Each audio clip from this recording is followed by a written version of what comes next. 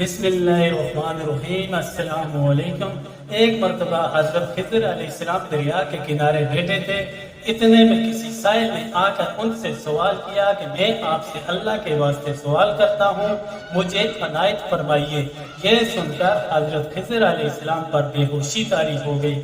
جب کچھ ہوش ہوا تو فرمانے لگے، بھائی میں تو صرف اپنی جان اور مال کا مالک ہوں، تم نے مجھ سے اللہ کے واسطے سوال کیا ہے، لہٰذا میں اپنی جان اور ذات تمہارے حوالے کرتا ہوں، تم جس طرح چاہو اس کو استعمال میں لاؤ، بازار میں فروخت کر کے اس کی قیمت سے فائدہ اٹھاؤ۔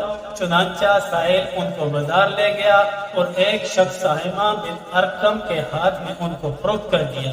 یہ خریدار ان کو اپنے گھر لے گیا، جس کی پشت پر اس کا ایک باب تھا۔ چنانچہ سہمہ نے حضرت خضر علیہ السلام کو ایک کدال دے کر کہا کہ اس سامنے والے پہاڑ جو 3 مربع میل رقبہ میں واقع تھا، مٹی کاٹ کاٹ کر باغ میں ڈالتے رہے۔ کام دے کر سہمہ اپنی کسی ضرورت سے کہیں چلا گیا اور حضرت خضر علیہ السلام اس پہاڑ سے مٹی کاٹ کاٹ کر باغ میں ڈالنے لگے۔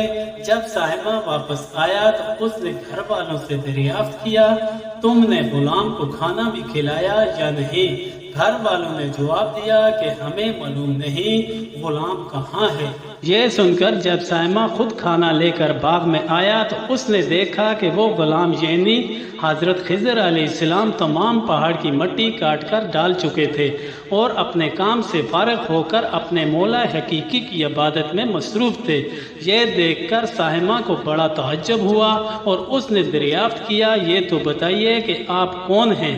یہ بات سن کر حضرت خضر علیہ السلام پر کچھ دیر کے لیے غشی طاری ہو گئی اور پھر افاقہ ہونے پر انہوں نے فرمایا کہ بھائی میں خضر ہوں، جس کو سن کر سہمہ کے ہوش اڑ گئے کہ تو نے یہ کیا کیا؟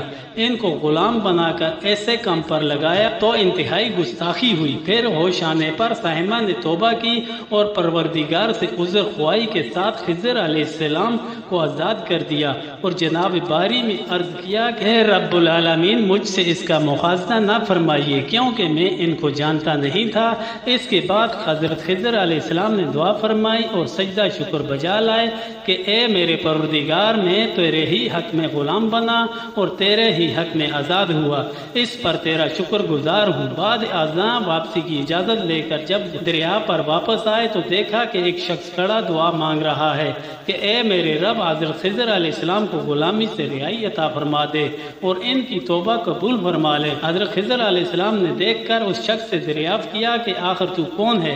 تو اس شخص نے بتایا کہ میں شاذون ہوں۔ آپ کون ہیں؟ انہوں نے فرمایا کہ میں خضر ہوں۔ اس کے بعد شاذون نے کہا، اے خضر، تم نے اپنے لیے رہنے کا مکان بنا کر دنیا طلب کی ہے، کیونکہ حضرت خضر علیہ السلام کا دریا کے کنارے پر ایک عبادت خانہ تھا۔ پس یہ سن کر وہ فوراً میدان میں نکل آئے اور وہیں اللہ کی عبادت میں مصروف ہو گئے۔